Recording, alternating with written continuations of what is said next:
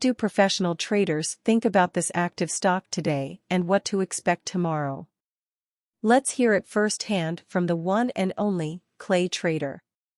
That's when GOSS, and I mean, this disclaimer applies to everything, but especially in cases like this, if you are not a disciplined trader, if you don't use stop losses or honor stop losses or don't even know what a stop loss is, then these are situations that are definitely not for you. But if you can honor those and be disciplined, then these situations really do provide good, solid risk versus reward, because this thing got absolutely destroyed today.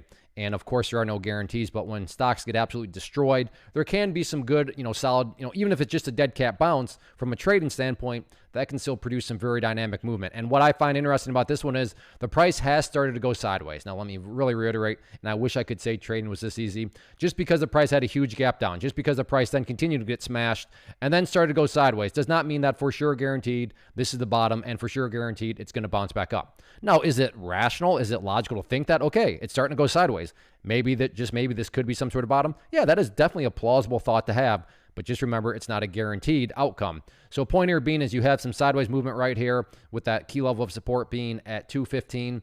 And then in terms of areas of resistance, the level that really stands out is that 250 mark.